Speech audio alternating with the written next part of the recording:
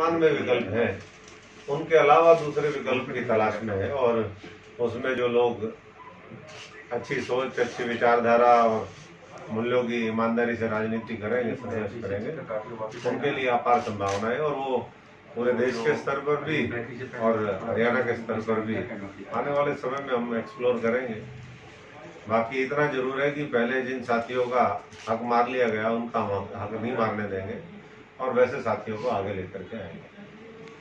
साथियों की यही सलाह है, क्योंकि हम फिर किसी के हाथ में अपनी गर्दन दे दें और फिर कोई गर्दन को मरोड़ देगा, 2 बार तो मरोड़ दी, तीसरी बार फिर उसको कर देगा तो बेचारों का सबका क्या होगा। ये अपना घर परिवार छोड़ करके कई कई दशकों से लोगों की सेवा में लगे हैं, जिस पार्टी में थे उसकी सेवा में लगे हुए थे। तो मैं नहीं समझता कि अब कहीं और किसी उसका वो है आवश्यकता। लेकिन हाँ, विकल्प हम जरूर मिल करके तैयार करें। लगातार बढ़ रहे हैं, लेकिन उस पर कोई किसी तरीके का लगता नहीं कि जो विपक्ष है अपनी भूमिका निभा रहा है। 20-22 दिन से थोड़ा थोड़ा करके डीजल को पेट्रोल से महंगा कर दिया देश के कई हिस्सों में। दिल्ली बिल्कुल नज़दीक है, वहाँ पेट्रोल सस्ता है, डीजल महंगा, दोनों 80 रुपये के ऊपर पहुँच गए। कई जगह 85 पहुँच गया। तो ऐसे में कुछ न कुछ सरकार को सोचना चाहिए, ताकि जब देश में आर्थिक मंदी का दौर है कि किस तरीके से किसान को, मजदूर को, गरीब आदमी, आम जनता को, छोटे छोटे व्यापारियों को, क्योंकि असर तो सीधा उनके ऊपर पड़ना है प्रत्यक्ष तौर पर, उनको राहत कैसे मिल सके। और जब अंतर्राष्ट्रीय बाजार में कच्चे तेल की कीमतें घट रही हैं तो उसका जो है फायदा सीधा आम उपभोक्ता को कैसे हम पास ऑन कर सकें। ये सब मामले हैं जिसके ऊपर आपके साथ चर्चा करने के लिए हम यहाँ गोप जी के कार्यालय में इकट्ठे हुए हैं। आप सबका एक बार फिर धन्यवाद। और आप बिल्कुल ऐसे भी डेथ हुई है कई जगह। अस्पताल का एक अभी आंध्रा का केस आया है जिसमें उन्होंने बताया कि वो प्राइवेट हॉस्पिटल में गए तो वहाँ पर उनको लेने से मना कर दिया। नहीं उन्होंने दिया है, लेकिन उन्होंने रिपोर्ट को जब वैलिड रिपोर्ट को दिखाई तो कोविड-19 टेस्ट हुआ उनका, तो उन्होंने रिपोर्ट को मानने से इनकार कर दिया कि हम इस रिपोर्ट का अवेलेबल नहीं करते। तो मैं समझता हूँ कि प्रशासन को इसकी क्लियर हिदायत जारी करनी चाहिए और जो लोग इसमें कोताही बरतते हैं उसके ऊपर कार्रवाई होनी चाहिए। अभी तो कुछ हो ही नहीं रहा है। रेट कोई अपने अपने मुताबिक रेट मांग रहे हैं। कहीं 15 लाख कर रखा है, पेशेंट भर्ती होने से पहले कहीं 5 लाख कर रखा है। सरकार कह रही है कि इससे ज्यादा चार्ज नहीं कर सकते। तो फिर क्यों हिम्मत पड़ रही है ऐसे लोगों की। एक तो वैसे मंदी का दौर, लोगों की जेब में वैसे पैसे नहीं, ऊपर से इलाज करने के लिए वो डॉक्टर ही कई जगह गड़बड़ कर रहे हैं। तो मैं समझता हूँ कि जो भी इसमें लापरवाही बरतता है उसके ऊपर अगर ढंग से सरकारें शिकंजा कस दें तो दूसरे लोग उस तरह की चेष्टा नहीं करेंगे कि कोई गलत काम हो। यही राजनीति करते हुए हम तो हमने देख लिया है सारी पार्टी किस तरीके की है। सारा अपना अपना मामला लास्ट में सेटिंग कर जाते हैं। अभी भी सेटिंग से ही सरकार चल रही है, चाहे वो केंद्र में हो चाहे वो प्रदेश में हो।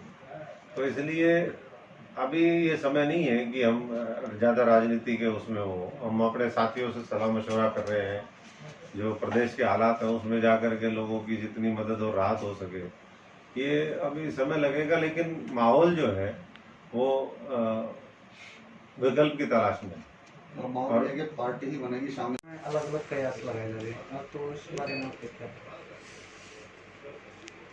देखिए, कयास तो मजदूर आदमी है, सबको पता है। मजदूर तो मजदूरी बढ़िया करता ही है। और भी बहुत से साथी हैं, बहुत सी पार्टियां, सब लोग अप्रोच करती हैं। लेकिन मैंने कहा कि अभी राजनीति का समय नहीं, अभी तो समाज सेवा का समय है। लोग परेशानी में हैं, ये चीज़ें तो फिर होती रहेंगी। तो ऐसे में लोगों के बीच जाएं, सब लोग मिलकर के अपना अपना काम करें, विपक्ष की भूमिका निभाएं। बाद में जब समय आएगा उस समय देखेंगे। ये तो सच्चाई है कि देश में आज जो विपक्ष है या सत्ता पक्ष है, दोनों से लोग उग चुके हैं और जहाँ मजबूत विकल्प मिलता है वहाँ उसके साथ खड़े होते हैं। हालांकि दिल्ली में लोग कहते थे कि भाई एक हमारा मोहल्ला क्लिनिक है, वो मोहल्ला क्लिनिक कहाँ गए उनसे ये पूछो। मोहल्ला क्लिनिक ही गायब हो गया। अब तो आबादी के हिसाब से अगर देखें तो पूरे देश के अंदर सबसे ज्यादा केस वो दिल्ली के अंदर है। तो अगर इतनी अच्छी उनकी स्वास्थ्य की सेवाएं होती, हेल्थ का इंफ्रास्ट्रक्चर होता, तो ऐसे हालात नहीं होते। ठीक है, मैंने कहा कि कांग्रेस तो कहीं है ही नहीं मैदान में। अच्छा, आप एक बार ना मैदान में है, ना कुछ कर रही है। और वैसे भी कांग्रेस कौन से वाली कांग्रेस की बात करें? कांग्रेस तो कई तरह की कांग्रेस है। हुड्डा कांग्रेस, शैलजा कांग्रेस, रणदीप कांग्रेस, प्रदीप कांग्रेस, पता नहीं कौन कौन सी कांग्रेस। तो ये तो यहाँ तो ऐसे ही मामला चलना है, यहाँ कुछ नहीं। अभी भी आज भी होगा, 4-4 लोग खड़े होंगे। अरे कम से कम कुछ शर्म करो, विपक्ष की भूमिका निभाओ। अभी तक 22 दिन होली है, लगातार रेट बढ़ते हुए। आज जागी है क्या कांग्रेस? रोज ले रहे हैं तो प्रेस नोट रोज जारी कर रहे हैं। प्रेस नोट से क्या होता है? प्रेस नोट नहीं, सड़क पे उतरना पड़ेगा ना, जैसे हम उतरते थे। बिल्कुल, हमने तो खाई है कि बात वो गरीब आदमी तबका ही मरता जा रहा है उसके लिए भी, और सरकार का कुछ भी ध्यान नहीं है इसकी तरफ। नहीं, सरकार का ध्यान इसलिए नहीं है क्योंकि विपक्ष का भी ध्यान नहीं है। लोकतंत्र के अंदर, जहाँ लोकतंत्र है, हमारे जिस तरीके का संघीय ढांचा है, उसमें विपक्ष की एक बड़ी भूमिका है। तो सरकार तो उसको तो अपनी जेब भरनी है। कुछ जो चंद लोग हैं महापूंजीपति, उनको फायदा पहुंचाना है। आप देख रहे हैं कि बहुत पेट्रोल पंप 10-10, 15-15 साल बंद रहे, अब सारे खुले पिछले 6 साल के अंदर, जब से भारतीय जनता पार्टी की सरकार आई है। लेकिन विपक्ष क्या कर रहा है? विपक्ष तो कहीं नदारद है पूरी तरीके से। तो वो अपनी भूमिका नहीं निभा रहे, तो सरकार तो इस तरीके से मनमानी करेगी। अब कोरोना का समय है, बहुत जगह निकलने नहीं देते, बहुत से लोग डर के मारे नहीं निकलते। तो इसकी आड़ में जो है सरकार जितना दमनकारी चक्र चला सकती है वो चलाने का काम करे हर तरीके से। और इसलिए मैंने कहा कि चाहे वो पदोन्नति में आरक्षण का मामला हो, चाहे वो पेट्रोल डीजल का मामला हो, टिड्डी दल की आपने बात करी, इसको प्राकृतिक आपदा घोषित करके जल्दी राहत देनी चाहिए। बहुत से 10 लाख हेक्टेयर, और कितनी तबाही करवाएगी सरकार, और कितना इंतजार करेगी? हॉस्पिटल मना करता है कि ये टेस्ट हम लोग अप्रूवल नहीं करते, उसको लेकर क्या कहना? क्योंकि अगर सरकार भी जो सरकारी टेस्ट हो रहे हैं उसको प्राइवेट हॉस्पिटल मानने से मना करेगा तो लोगों को जान तो खतरा ऑटोमेटिक बढ़ जाएगा। तो इसको लेकर क्या कहना? देखिए, टेस्टिंग का जो प्रोसीजर है वो पूरे भारतवर्ष में एक ही होना चाहिए, और वो हर जगह वो लागू। अब इसका मतलब ये है कि प्राइवेट क्यों उसको मानने के लिए इनकार करते हैं? कुछ ना कुछ उसमें गड़बड़ है। तो ये चीजें स्ट्रिक्टली फॉलो होनी चाहिए। टेस्टिंग और ज्यादा बढ़नी चाहिए। अभी भी हरियाणा में कितनी टेस्टिंग, 3000 से ज्यादा टेस्टिंग नहीं हो रही है। इतना बड़ा प्रदेश है।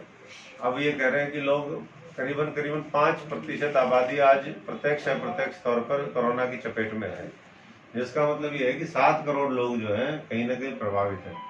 लेकिन सरकार मानने के लिए तैयार ही नहीं है कि इतने लोग प्रभावित।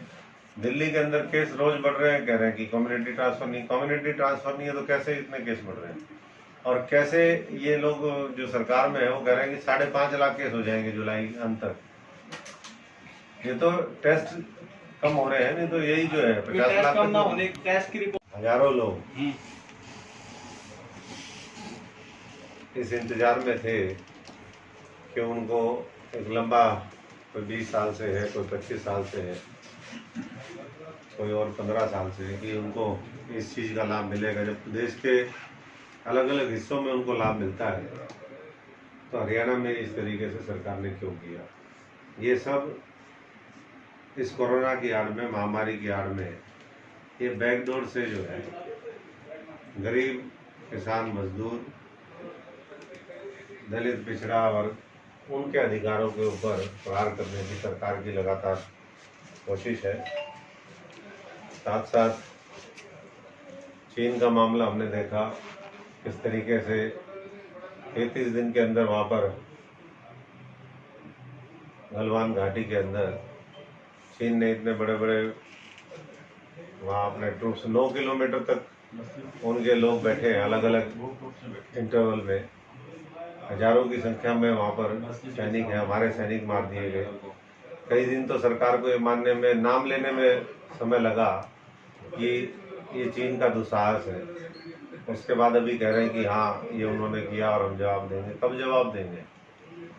कब तक इसी तरीके से लोग सुनते रहेंगे? 6 साल बीत गए हैं, ना सरकार उसको कंट्रोल कर पाई, ना कोई प्राकृतिक आपदा आती है उसको कंट्रोल कर पाती है। टिड्डी दल ने 10 लाख हेक्टेयर जमीन पूरे देश के अंदर वो किसानों की खराब कर दी। हरियाणा से लेकर के और कई प्रदेशों में उसका प्रकोप फैला। प्राकृतिक आपदा उसको ना सरकार घोषित कर रही है, ना बीमा जो कंपनियां हैं वो किसानों को मुआवजा देने के पक्ष में है। तो ऐसे में चाहे प्रदेश की सरकार हो चाहे केंद्र की सरकार हो, उनको कठोर फैसला करना चाहिए ताकि किसान को राहत मिल सके। और अब ये आपदा है, प्राकृतिक आपदा के सामने तो किसी की चलती नहीं, लेकिन उसको सरकार रोक नहीं पाई। कम से कम उसके लिए उचित कदम जरूर उठा सकती है ताकि लोगों को राहत मिले। कुछ ऐसे भी मुद्दे हैं जिनके लिए हमने अतीत में लड़ाई लड़ी थी, जैसे गुरु रविदास मंदिर का जो मामला था दिल्ली में, जो तुगलकाबाद में वो तोड़ा गया था और उसकी लड़ाई हमने माननीय सुप्रीम कोर्ट में लड़ी। तो कल 10 महीने के बाद वहाँ पर पहली बार पूजा अर्चना शुरू हुई, कल शुरू हुई। और इसी तरीके से हम देख रहे थे कि 2018 में 15 नवंबर को एक सरकार का आदेश जारी हुआ था जिसमें SC और BC जो कर्मचारी थे उनको पदोन्नति में आरक्षण के माध्यम से लाभ देने की बात थी। सरकार का भी फैसला आया है जिसमें उन्होंने दोबारा उसको विड्रॉ कर लिया है और इससे 30,000 जो कर्मचारी हैं SC और BC के, वो बिना पदोन्नति के उनको सेवानिवृत्त होना पड़ेगा। तो एक तरफ सरकार मुखौटा ओढ़ती है कि हम सबका भला करते हैं, सबका विकास करते हैं, दूसरी तरफ इस तरह के जो ऑर्डर हैं वो सरकार की नीयत को दिखाते हैं।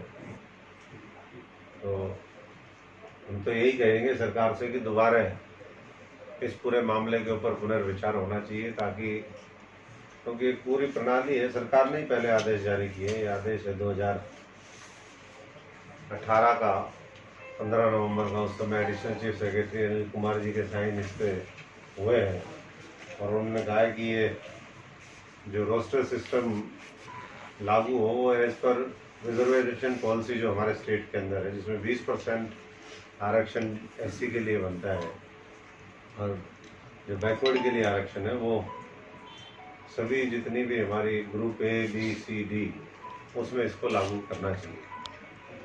बैकलॉग बजट बंद शुरू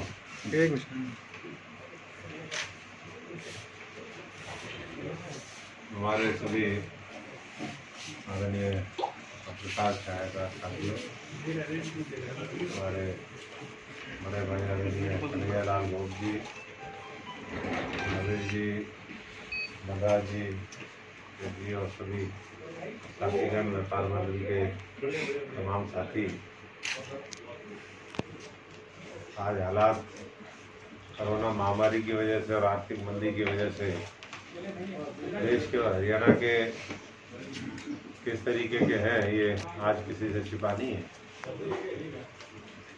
रोजगार का भारी संकट है, व्यापार खत्म होने के कगार पे है, किसान मजदूर उनको कोई राहत नहीं मिल पाई है। नौकरी देने के बजाय सरकारें नौकरी से लोगों को हटाने का काम कर रही है। जिस तरीके से अभी 1983 जो हमारे PTI टीचर वो धरने में बैठे हैं और इसी तरीके से कुछ तो पहले आर्थिक मंदी की वजह से और अब कोरोना, दोनों मिला करके करोड़ों लोगों का रोजगार छीनने का काम हो रहा है। सरकार की घोषणाएं मात्र घोषणाएं हैं और जब जमीन पर उतर करके उनकी पड़ताल करते हैं, जाकर के लोगों से पूछते हैं, तो जनता का जवाब जो है वो नकारात्मक होता है। लोग कहते हैं कि कोई राहत नहीं आई किसी तरीके से। जो 20 लाख करोड़ की घोषणा है उसका कोई बहुत व्यापक असर नहीं है। और ऐसे में ये लगता है कि एक दिशाहीन सरकार की वजह से पूरा देश चौराहे पर खड़ा है, किस तरफ जाएगा, क्या करेगा। कई जगह दोबारा लॉकडाउन शुरू हो गए। हरियाणा में भी आंकड़ा करीबन 15,000 के आसपास जो संक्रमित लोग हैं वो पहुंच गया है।